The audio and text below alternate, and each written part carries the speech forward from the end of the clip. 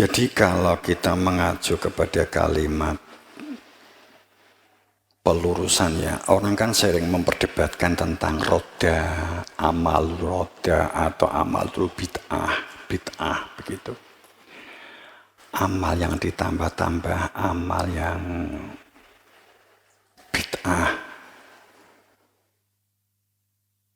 Cuman memahami bid'ah itu kan difahami tidak dilakukan oleh Nabi.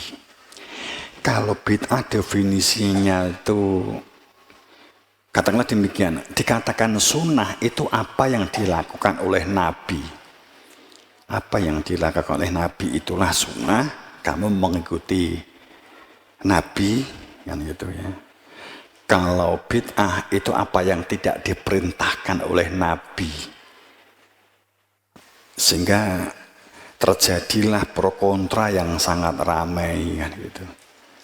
Sekarang ini kan begitu, maulid Nabi nggak pernah melakukan, maka dikatakan bid'ah. Tapi sing maulutan gak gelem, enggak. Ini bentuk penghormatan. Kemudian juga ngulek celah, sound system itu juga bid'ah. Nabi nggak pernah dia nggawi sound sistem kan gitu. Apa mana saiki sound system geleduk apa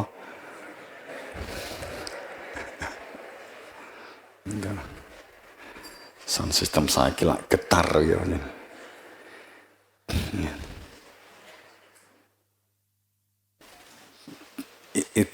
Itu kan jelas bahwa Nabi kan tidak pernah apa mana sholat Nabi Muhammad ngaji nggawa ngene iki, iki jelas bid'ah. Iki bid'ah. Itu bid'ah. Beduk bid'ah ini. Jadi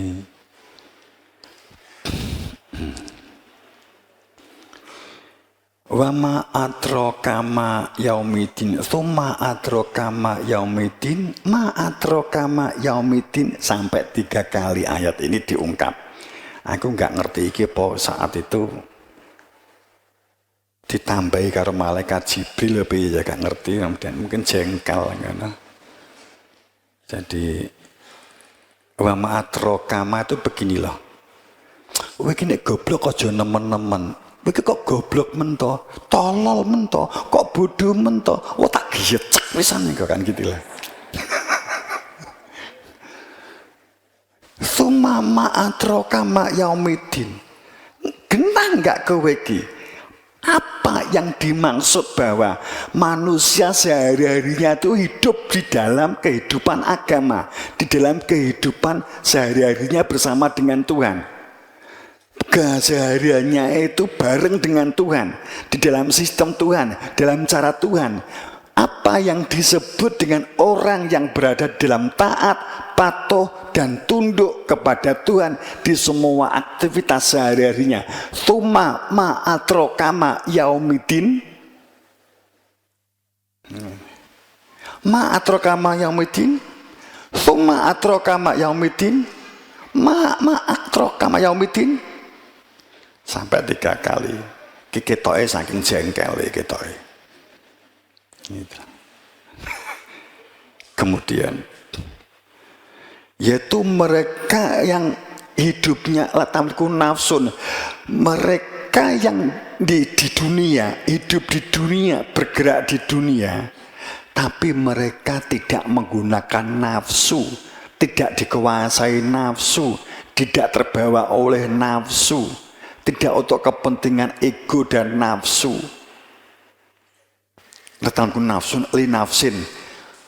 Hidup di dunia tidak untuk dunia, nafsu untuk kepentingannya nafsu, sama sekali tidak. Jawabannya di ayat ketiganya. Ngerti kamu apa adraka ma yaumidin tadi itu?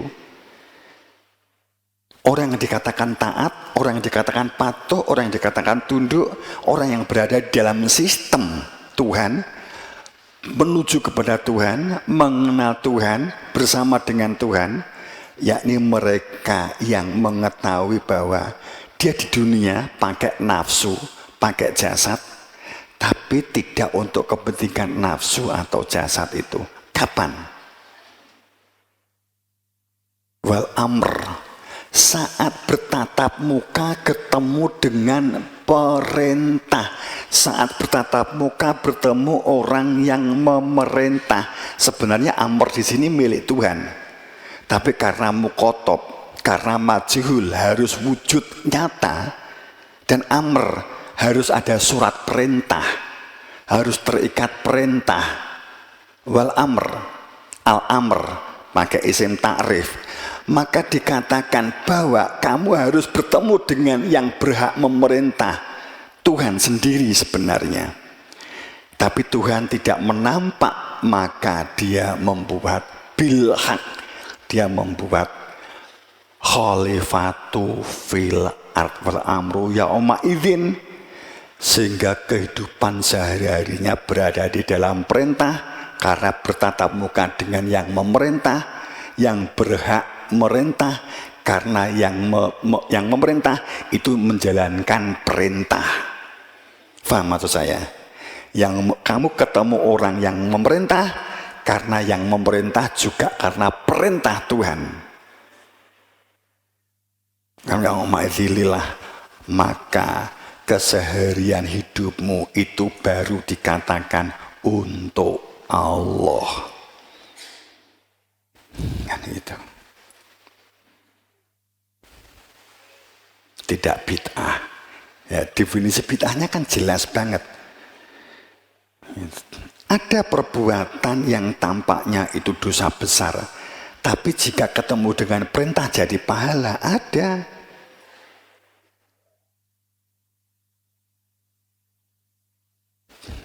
Membunuh itu dosa besar.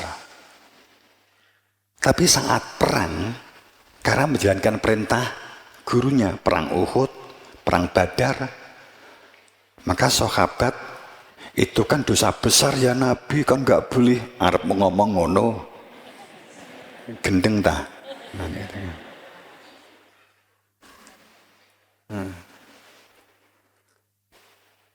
Makanya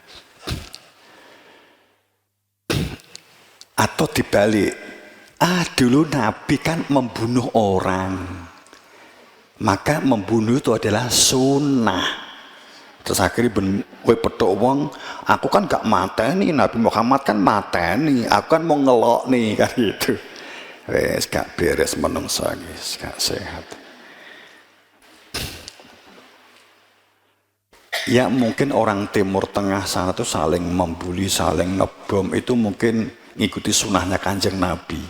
Jadi kalau mereka enggak perang kan enggak ngikuti sunnah Nabi Muhammad, itu perang, makanya mereka mengikuti sunnah perang terus.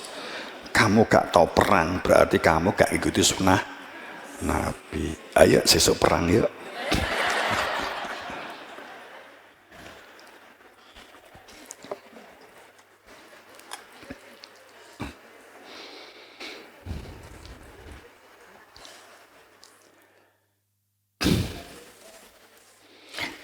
Itu salah tafsir dengan berkaitan dengan sunnah.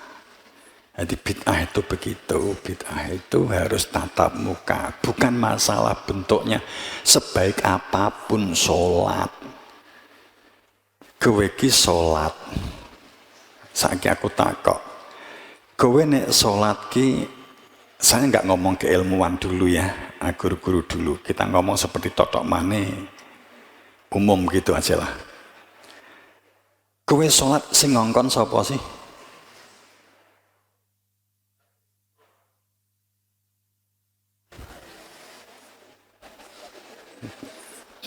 Kowe kok nglakoni sholat duhur, asar, maghrib, isya, subuh, ki sing ngongkon sapa we?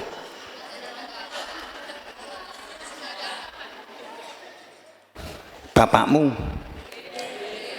Kowe nek gak sholat bapakmu nesu ta? Nah. Sing ngongkon bapakmu. Kowe pernah tahu enggak, Pak, jenengan duwe surat perintah supaya menyuruh saya sholat enggak? Kan enggak tau takok tapi. Nek kowe dikongkon karo bapakmu kudune takok, Pak jenengan duwe surat perintah saka nggon Kanjeng Nabi apa ora ngono kudune. Wah ya ora duwe, ini gak duwe gak sambok nut mbok wi bapakmu.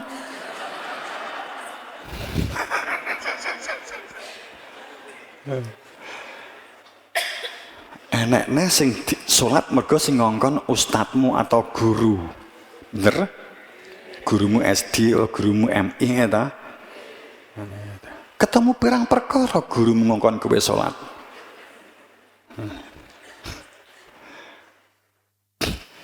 Kalau ternyata ditanya bahwa dia itu nggak bisa menjamin bahwa dia itu pemegang surat dari Tuhan, dari Nabi Muhammad, kamu ngikuti gurumu, ustadmu itu sholat karena pijakane gurumu, ustadmu, itu bid'ah jenenge gitu loh. Mongko setiap kula bid'ah itu lalah, setiap dolalah itu neraka.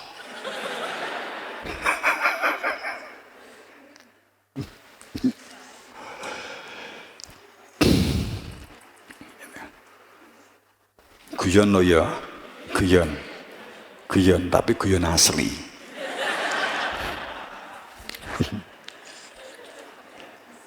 Bahasa Jawane guyon maton gitu.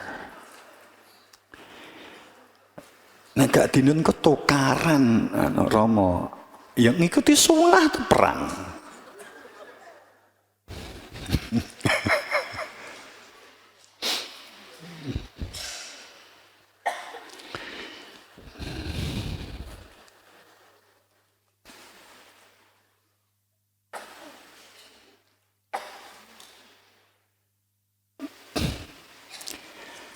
Sistem dunia itu sistem dunia material. Sistem dunia material itu lahir dari hampir semua sistem. Karena dunia ini rata-rata kan dikuasai orang-orang beragama pada awalnya ya.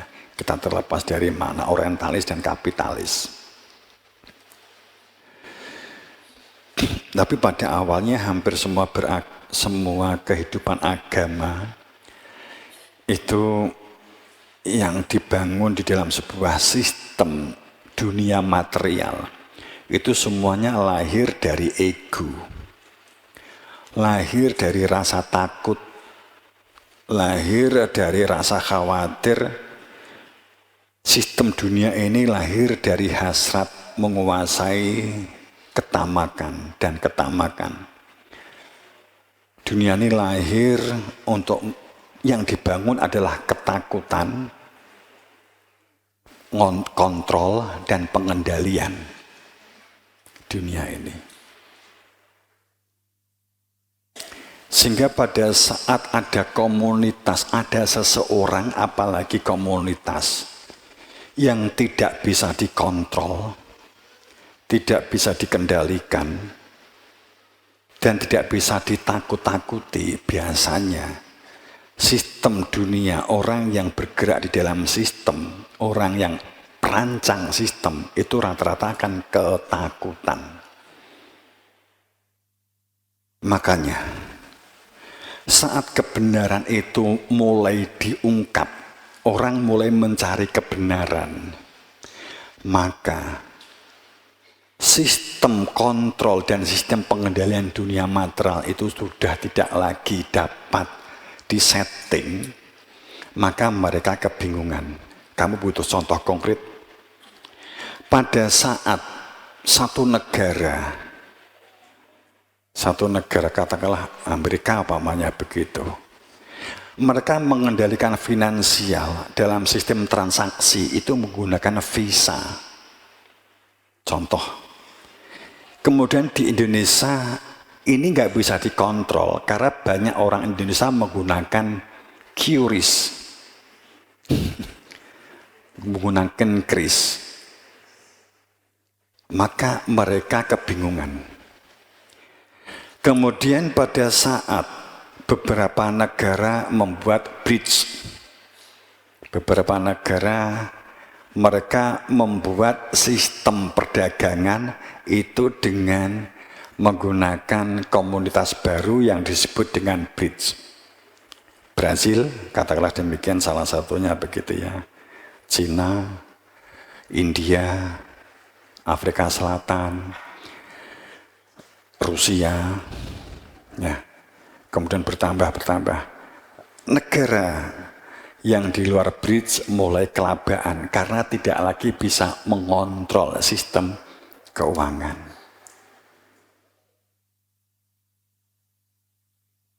Sehingga moneter itu liar. Dikhawatirkan kan begitu. Ini contoh. Maka pada saat sebuah sistem itu adalah tidak bisa dikontrol. Kalau orang yang nggak bisa dikendalikan dan yang nggak bisa dikontrol dan orang yang ketakutan itu hanya satu orang, maka tidak menjadi masalah, diabaikan, selesai. Tapi jika ternyata seluruh suku, komunitas massa itu semuanya berada di dalam rasa takut, semuanya merasa berada di dalam kendali kontrol, maka itu dapat digunakan untuk mengendalikan negara.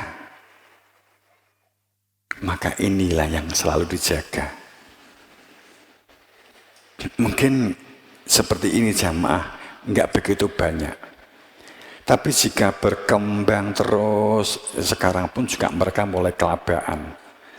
Setelah konsep-konsep tentang kebenaran diungkap, biasanya topeng-topeng itu mulai retak, topeng-topeng itu mulai berjatuhan, karete mulai kendu.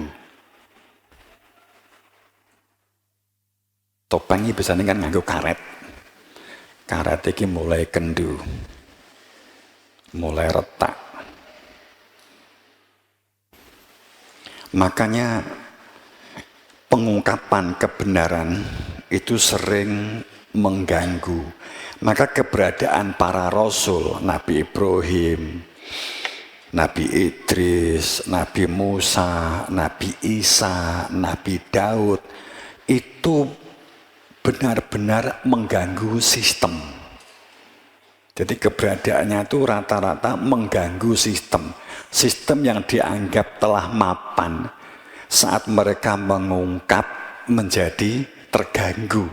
Wah, kacau ini kan gitu. Tapi biasanya nggak berani menghadapi langsung. Kenapa? Ini depan langsung kan, kecuali kalau berani membuka topeng.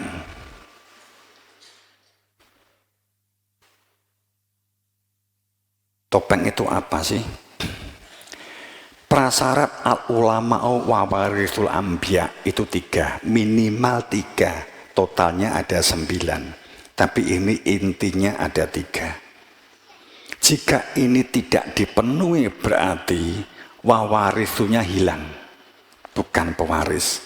Ciri pewaris al-ulama'u, pewaris Nabi itu pasti dipastikan 3 hal. Dipastikan ini. Karena yang lain merupakan derivasi atau kepanjangan dari 3 ini. Semuanya 3. Kemudian disinyali oleh para leluhur Jayabaya, Ranggawarsita, Uga Siliwangi, kemudian katakanlah suku Kaharingan, Kapitayan, Pewayangan. Semuanya berbicara Trisula Weda. Semuanya berbicara tentang satrio itu bersenjatakan 3. Kemudian kalau di Jayabaya benar, jujur, adil 3. Tapi ini juga rumusan manusia yang membaca. Jadi pada saat dikatakan bahwa 3 hal ini sesungguhnya apa sih? Trisula Weda. Weda itu suci. Ajaran suci, Trisula. 3 hal ajaran suci, Trisula Weda. Musyahidan, makrifat, mubasyiron, hakikat nadhiron. Ada sang pembawa makrifat dan ada sang pembawa hakikat mutlak. Kalau subjeknya saya hilangkan supaya kamu tidak berpikir kok subjek sih. Musyahidan, para nabi, para rasul itu satu musyahidan, menjadikan, karena beliau para rasul, para nabi itu adalah orang yang kita yakin seyakin-yakinnya bahwa dia bersaksi kepada Tuhan, dia kenal Tuhan. Tidak dari kitab, tidak dari buku. Memang dia utusan Tuhan karena dia mengenal Tuhan, ketemu dengan Tuhan, dikasih plakat SK, kamu utusan Tuhan. Ini disebut musyahidan namanya. Makanya mimnya itu subjektif, pasti ada pelakunya. Makna fa'il, kan gitu kalau dalam bahasa Arab. Musyahidan. Kemudian yang kedua basiron. Kalau tafsirnya sih berita gembira, sing gembira ki apane begitu ya. Oke, kita nggak ikut ini saja. Kita nggak usah tafsir. Jadi musyahidan itu masalah bersaksi, maka keberadaan para nabi karena dia bersaksi, dia fungsinya sebagai musyahidan, menjadikan orang juga bersaksi seperti dia. Ya Nabi, saya ingin tahu Tuhan. Belum dijawab, saya ingin kenal Tuhan. Oke? Kan gitu. Ya Nabi, saya ingin basiron. Saya ingin tahu tentang hakikat hidup, supaya hidup saya tidak seperti layangan yang terputus, supaya hidup saya itu tidak liar, supaya hidup saya itu di dalam nilai. Nek bahasane, bahasamu wong sekolahan, value, yang gitu, value. Itu kan itu, dalam nilai dan makna. Itu basiron. Maka orang yang ketemu bertatap muka dengan Nabi pasti dipastikan satu, dapat bersaksi karena Nabi menunjukkan cara bersaksi, ini lo Tuhanmu, ini lo dirimu. Kemudian mubasiron, ini lo hakikat hidup, ini lo yang disebut hikmah. Ini lo hikmah itu, bahwa tadoriu ya dulu al-batin, yang tampak itu adalah sesungguhnya cermin dari apa yang ada di dalam batinmu. Dengan kata lain, hatimu akan memunculkan aktivitas berpikir dan lahiriahmu. Tapi hanya jika batinmu telah mengenal Tuhanmu, maka kamu berada di dalam hikmah. Kemudian yang ketiga, nadhiron. Dengan pasti, mutlak dan absolut bahwa kamu mengetahui tujuan hidup. Sehingga sampai sepertinya jika kamu mati, kamu tahu alamatnya. Sehingga kamu nggak perlu takut mati. Karena roh tempatnya mulai itu ngerti. Sekarang kan banyak orang wedi mati. Ya toh? Faktanya kan orang kan takut mati toh. Saiki logikanya ini loh. Kamu itu pergi dari rumah belonjo, terus bar belonjo di nggone mall, atau kamu itu bar dolan di nggone kancamu, terus wedi mulih, enek boh? Apa milih jajane? Lah menungso iki kan takut mati padha karo wedi mulih. Ya perumpamane ngono. Kowe bar saiki iki kan metu kok omah kabeh iki. Enek sing Sumatera, enek sing Raya, enek sing Bandung, enek sing Jakarta. Wis nek kowe gak wani mulih, bangkrut kene.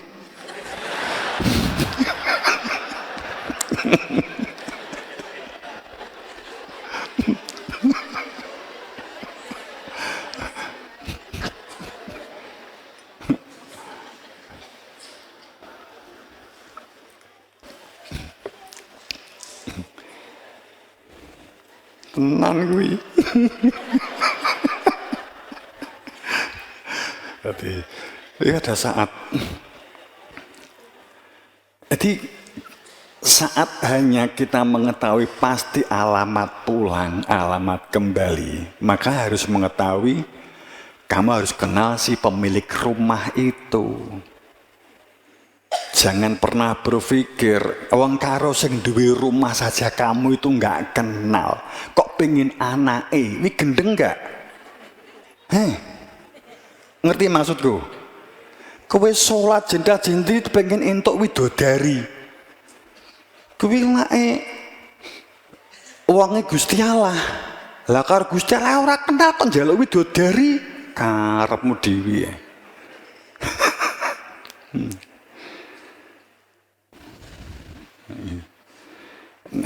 Widodari itu mesti identik karo bapak-bapak.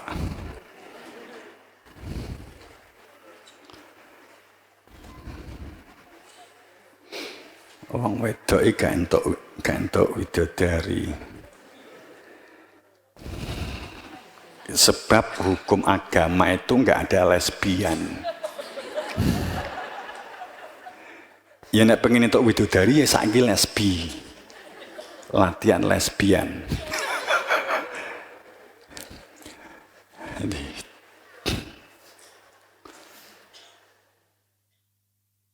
Widodari jadi.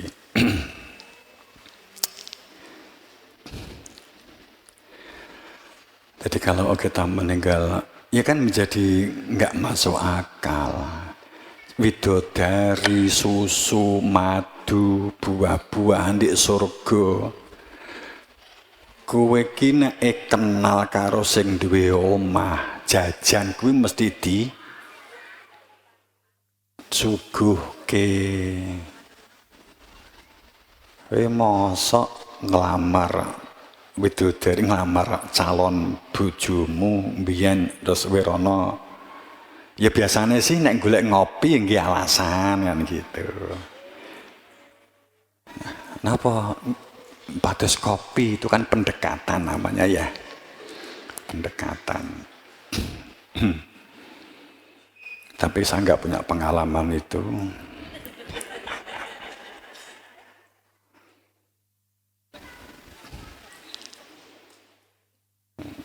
Saya nggak punya pengalaman, saya kabeh wis dituntunnya gak roh Jawane. Gak roh Jawane.